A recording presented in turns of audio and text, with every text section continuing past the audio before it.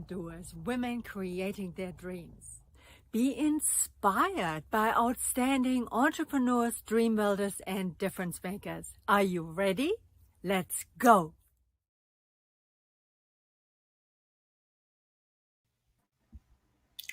Hello and welcome to today's episode of Dreamers and Doers, episode number 6, called Making the World a Better Place.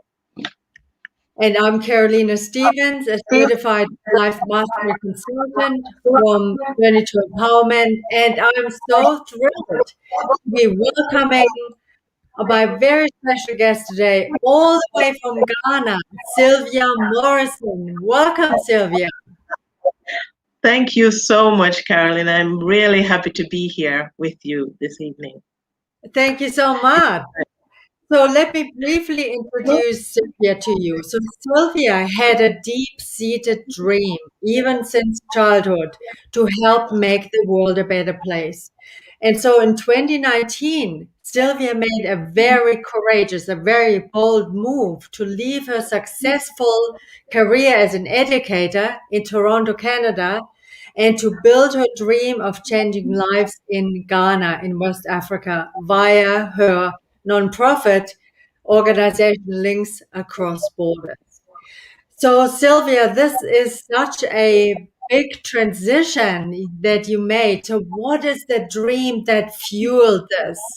How did it all start? Thanks for asking that question. It started, I think, when I was a child. And then I recognized it as I was growing up into adulthood. I'll tell you about how it started as a child, just a little piece of that. But when I was about 12 years old, I was in my classroom when we were having after school program, and I was in that classroom. And I remember the teacher, I was born and raised in Jamaica. And I remember my teacher saying to us that we had a visitor that afternoon, and he was Dr. Robinson. And Dr. Robinson came into my classroom. He was a visitor from the United States.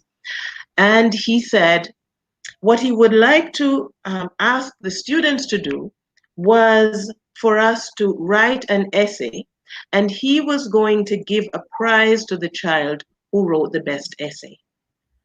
And I just thought in that moment that for me, that was a challenge, and I'm going to win whatever the prize was. I'm going to win this prize.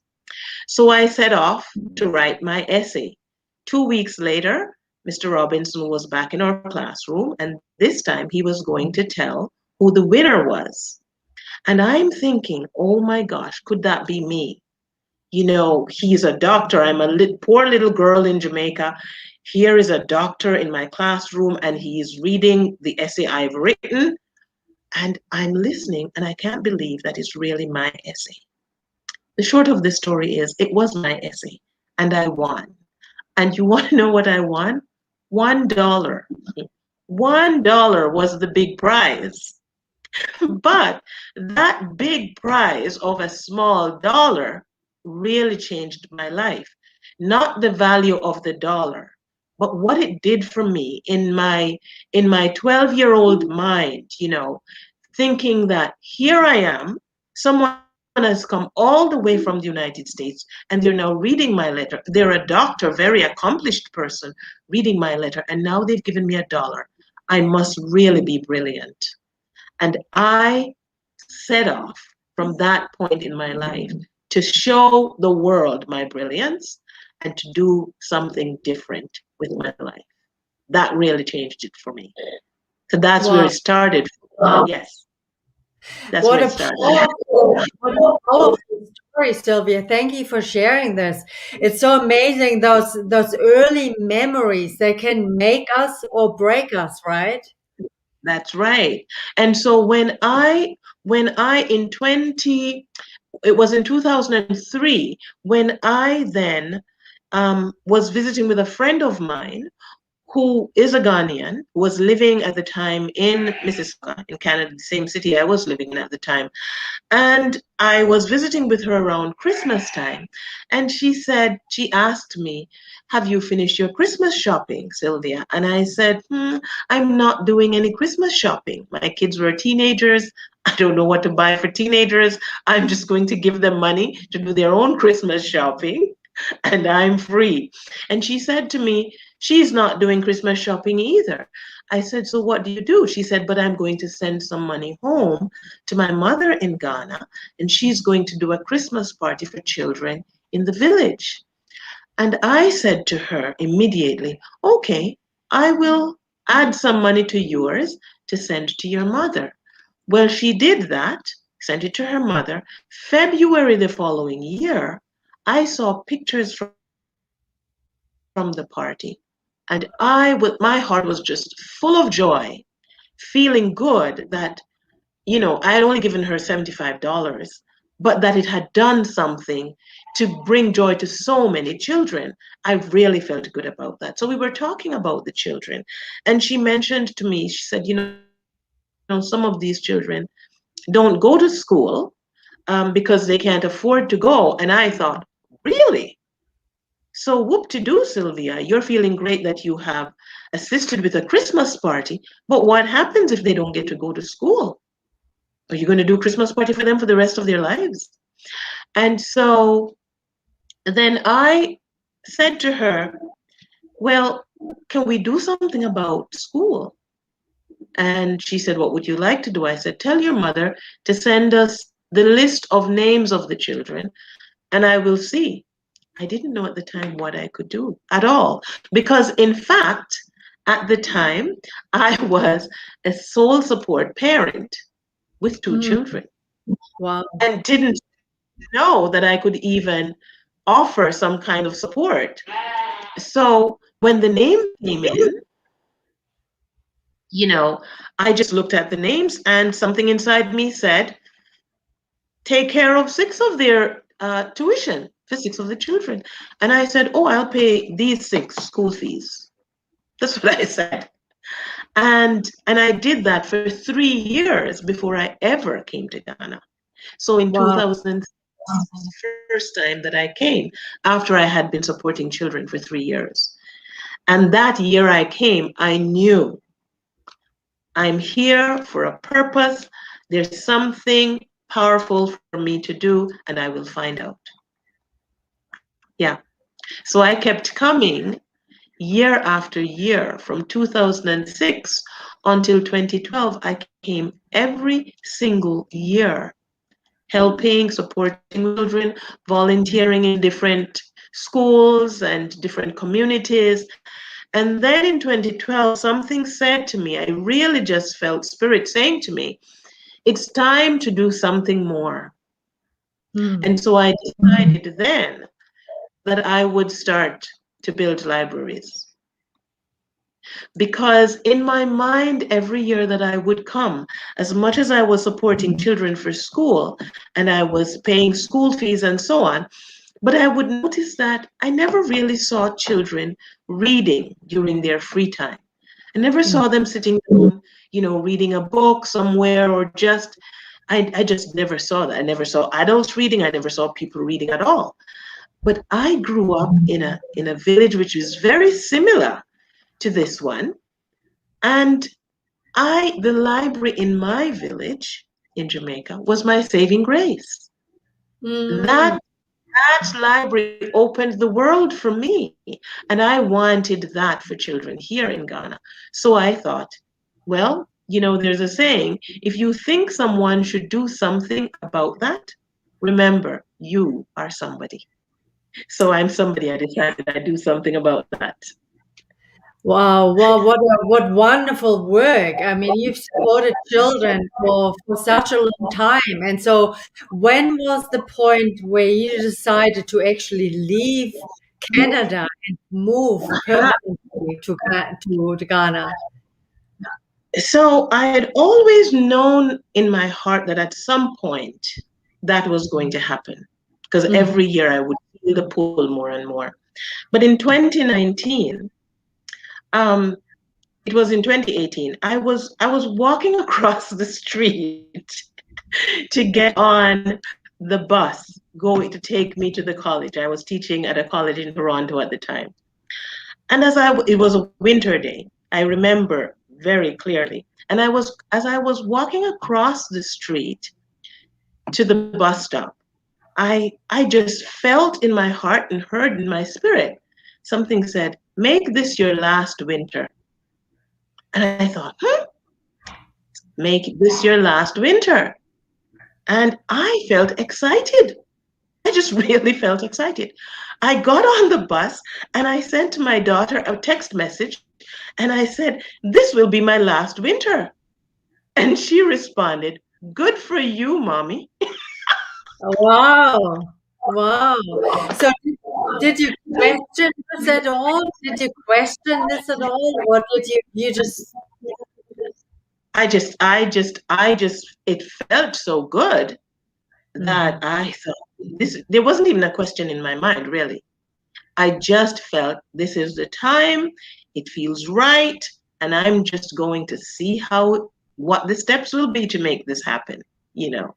Um, and so within a month of that morning, I decided I'm selling my house. I wow. just decided I will sell my house because that's the only thing that would hold me, if I'm to travel and be here for longer periods of time. I'd be concerned that there's no one at the house. I'd be concerned that someone needs to shovel the driveway, during winter time. Someone has to cut the grass during spring and summer. And I just thought, no, I will not be held hostage by a house. Wow. Yeah. Yes. So I decided to sell the house. You cut And the ties. You cut the yeah, ties I, I did. and at any time did you feel fear or any resistance or Every now and then there would be a wondering, what if this doesn't work? Right? mhm, That would come up. But for me, I thought, it's normal for that to come up. So when I have that question, then I think about, wait a minute, I didn't just come up with this idea on my own. Spirit mm, gave me this idea. Therefore, if Spirit gave me the idea, and Spirit has a responsibility to open the pathways for this to really come into manifestation, to be the reality. So when times when I would feel afraid, I would just really listen deeply inside, ask the questions, go into meditation or the ways that I use to calm myself and just do it. And I thought, you know what? My children are not little kids anymore. And if I am making a mistake, the only person who would be hurt, if there is hurt in this, which I couldn't see hurt at all, would be me. It's just me. This is my life, and I would not want to regret not taking the step forward. mm, So I mhm, decided, yes, I decided that felt just so expansive and so enlivening that I would not take the chance of not trying that. Not, yes. mhm. Yes. You mentioned some great points, Sylvia. You mentioned this dream and that fear it's natural. Just the knowing that you're stepping out of the comfort zone and that fear is naturally to come That's up. right. And Hmm. also knowing that there's a greater part inside of you that dreamt this or spirit gave you the dream. So you were also taken care of and you trusted, Absolutely. you leaned in that and you kept what I love as well, listening deeply about what's the next step? What's my next step? And that's the other thing. A lot of us, we don't go for our dreams, but then when we think about putting our heads on the pillow for the last time, The sense Absolutely. of regret that we would feel, this Yes, is becomes fuel to help us move forward. And sounds like it ab- did that for you. absolutely. You know, one of my mentors, I've not met him in person, but I've studied a lot by reading his books. Um, and he says, Wayne Dyer, and one of the things that he says that I never forget since the first day I heard him say it, don't die with your music in you. Mm. Don't die with your music in you. And so I've really come really connected with my mortality and realizing that nobody really has tomorrow. Like tomorrow doesn't really exist. The only time we have is the present moment. Because even though I'm making plans for tomorrow, if tomorrow shows up, it shows up as the present moment. And therefore, this I live my life in this way now that I stay connected to spirit, I listen to my intuition, I ask powerful questions, and when spirit answers the questions for me and gives me direction to take a step, I take the step. I take the step. I see what happens. That's it. I realize you will never get all of the details for what Mm. should happen. You'll get it. That has been my experience. I will get the instructions for this step, whatever this step is supposed to be. I will hear that. I will get the instructions for that. And once I take that step, the next step will then be revealed. Because there are times when, if we are given all the instructions, all the details about every action to take, we get too scared to move. It's just too much.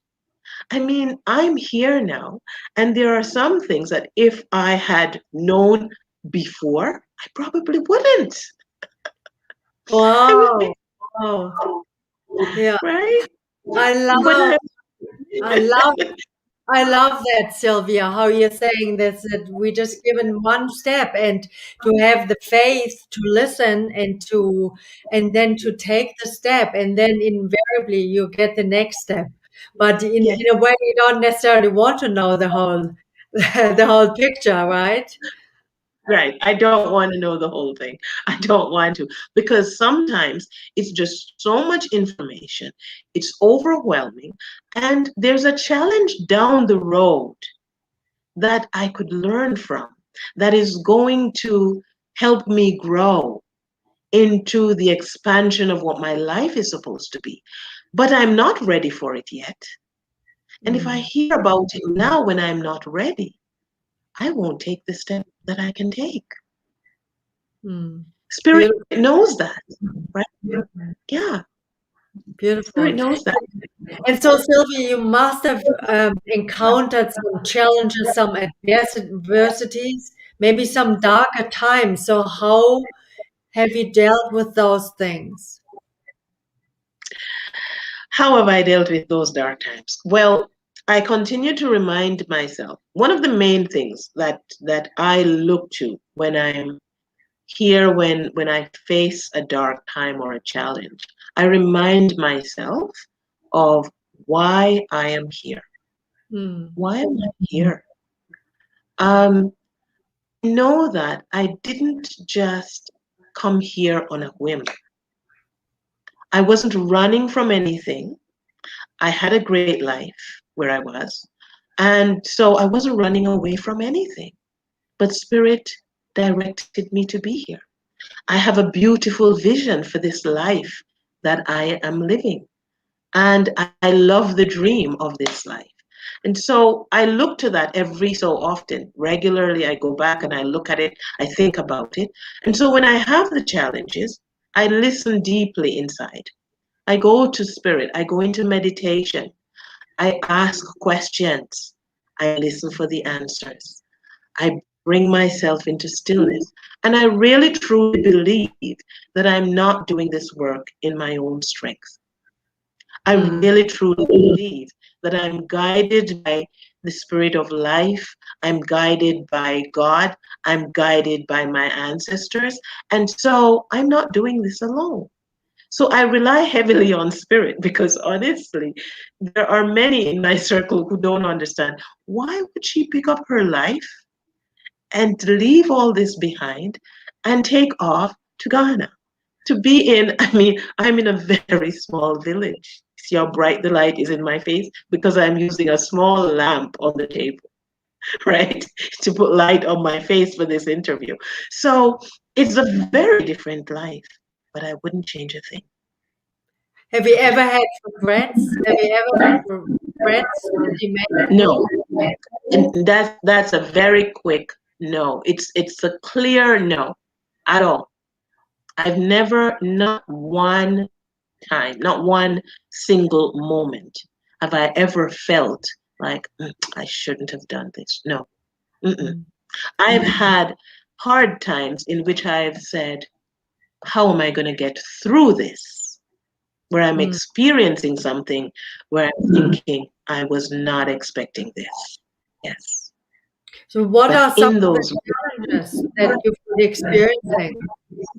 so I remember it was just after I arrived. I arrived in December, and um, and then by January I had cleared my container from the airport. I had brought, a 40-foot container of supplies for the libraries that we've built and continue to resource in Ghana. And so, and some of my personal belongings. And so by January we had cleared everything. And then I started building my house because I'm building my residence and guest accommodations here in Ghana. And of course, I've never in my life before had to build a house. I've lived in houses, I buy them. I never had to build one. So I don't know all of what it takes to do that. I have the budget for it, and so I'm going to do it. And my plan was I'm handing off the money to this person who is going to be managing the construction project. And I would be returning to North America in April. And so I would leave this person to manage, all of the shopping and whatever it takes to do that going. And by March, there was a global lockdown, COVID-19, right? Exactly. Yeah. And so I couldn't return. I was learning then that I couldn't return at that time. And I had plans for what I was going to do in North America. And so I started thinking, oh my gosh, what's going to happen now? All my plans, how do I change them quickly? Blah, blah, all of that going on. And then at the same time, as I'm going through that, I'm having a meeting with this person who is managing my construction project, and I realized that he had mismanaged Mm. quite a chunk of my money. Mm. So I'm thinking, not only am I in a lockdown, I can't return, I'm also losing money now. And then at the same time as that was happening, in the United States, there was the murder of George Floyd, and the whole world had now erupted into what was happening as a result of that and other killings that were happening. And so this was a very, very hard time for me because now I'm kind of isolated. Here in my village, folks don't understand if I'm talking about those things. And if Mm. I'm talking about the money, people are just like, oh, we can't talk about that. So I was pretty much in isolation with all of this. So it was a very hard time for me. And again, what held me, what kept me going during those times, again, it's my staying connected with spirit. And so during those times, what I did, I took to the forest. I would Mm. go into the forest. I would Mm. just go walking in the forest, praying in the just walking, communing with spirit, seeing the trees, listening to the birds, being with the air, feeling the earth under my feet, and knowing that I'm alive. in this moment. And also looking at the fact that the world is in lockdown, but really and truly, I am free. Because Wow. there's no lockdown in the forest. And in fact, here in this village, there's no lockdown. We don't let visitors in. That's it. We just say the other people who are not here, don't come here. You Mm. know. So I just really paid attention to what is Spirit saying? How is Spirit working in and through me? And believing that I am being guided and held and taken care of, that I'm fully resourced, you know. Yes, Mhm. yes, I'm Very, fully very resourced. inspiring. Very inspiring, Sylvia. And so your dream has no doubt changed you in many ways. Absolutely, yes, absolutely. I continue to, and so sometimes I'm in awe, because sometimes when I see myself acting or responding in certain ways, I'm surprised because I didn't realize I have that, you know. So it's a continuous evolution, a continuous up-leveling, a continuous expansion and development and growth. And that's what I love about this dream, this opportunity to serve and be of service and to make an impact. Mm. That it's not only the folks that I'm serving who are benefiting, that really and truly, and I'd say that to anyone and everyone, that the dream in your heart has come to you to serve you more than anyone else. It has come to serve you, to become the best version of yourself. That's what it's doing to me.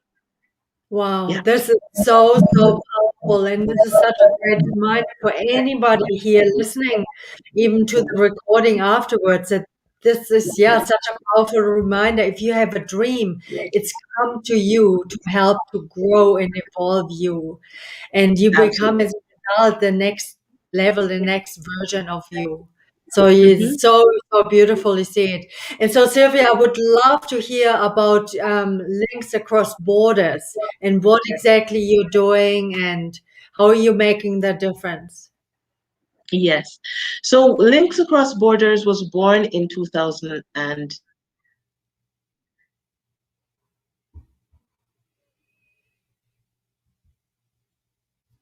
It looks like we're frozen here for a moment.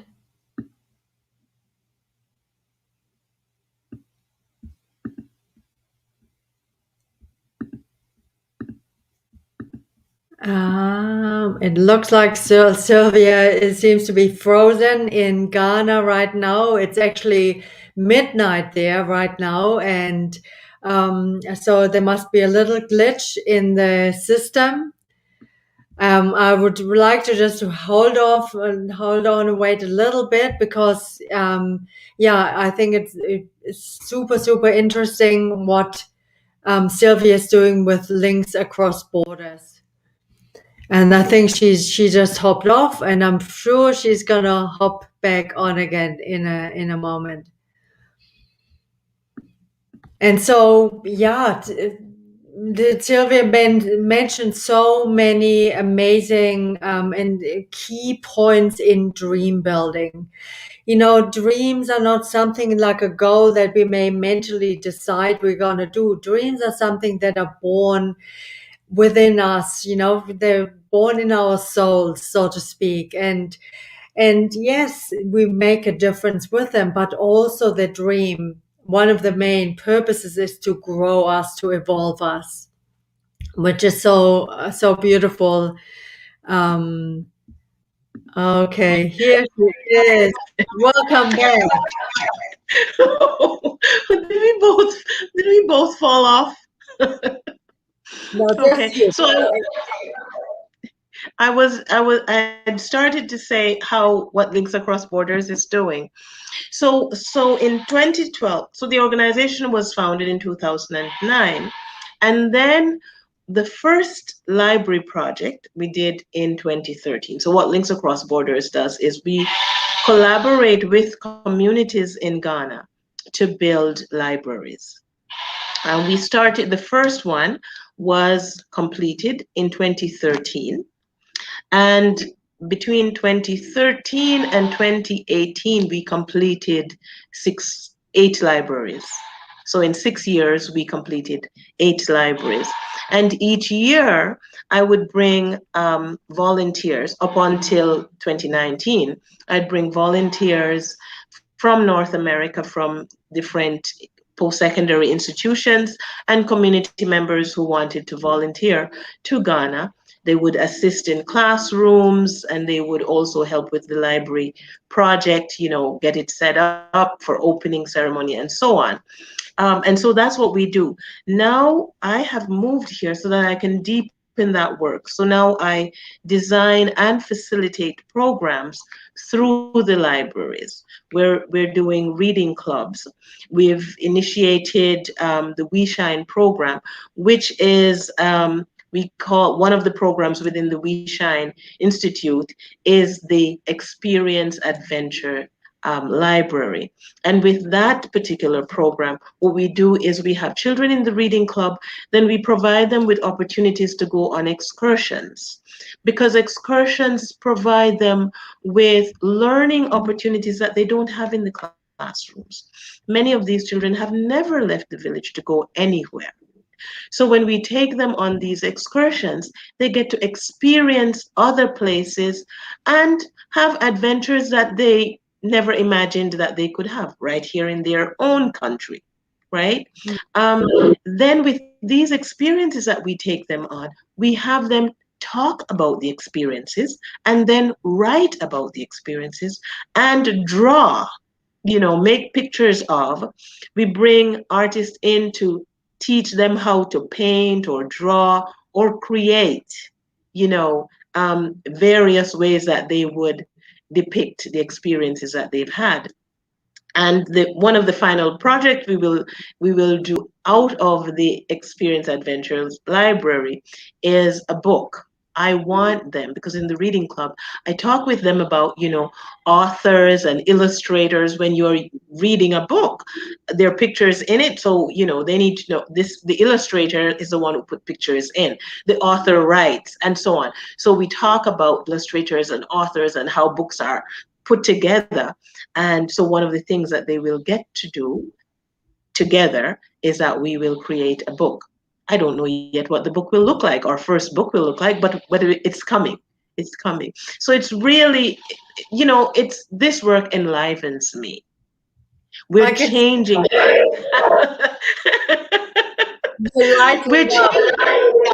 Thank you. We're changing thousands of children's lives here in Ghana. I believe that books open up the world for children, because when you open a book, they're reading somebody else's story, or they're reading about a place they've never been. They're reading about experiences they've never had. They're reading about people they've never met. And so I know from experience, myself growing up in a small village as a child, that was how I traveled the world. I traveled the world through books, right? And I want that for these children.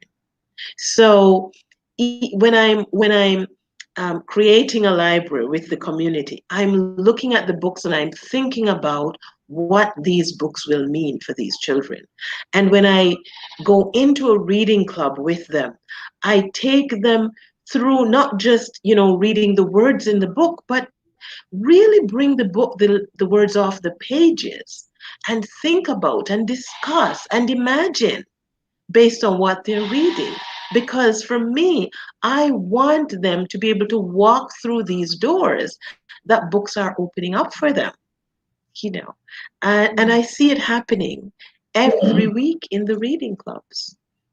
I have children tell me, even last week, the reading club meets on Sundays, and one young girl in the reading club, she said to me, "Here I am, Mama Agbalenyo the first." So she calls me Mama. I was installed as a queen mother in the village in 2013. And so she said to me, Mama, I am so glad that I am in the reading club. I said, tell me why. She said, now, in my classroom, my teacher says that I am smarter now, and she's wondering how come. And I tell Ah, her that I come to the reading club on Sundays. And that, for me, you can't put a price tag on it. If it was only this one child, it is worth it. And I know that there are thousands of them, really, And I also look at the impact that this is having not only on the kids who are in the programs right now, but I'm looking at generations into the future. mm. Where there are many more that will be impacted, but also we are building the future leaders of this country. It's This work you're doing is so powerful. You are Thank you. unlocking the potential of these children. You're unlocking their creativity, their self-esteem, their confidence, and Absolutely. yeah, and the ripple effect is tremendous. Absolutely. I'm so grateful that I get to do this. I really am. And so, Sylvia, how can somebody who's listening to this and who would like to support you, how could they do that?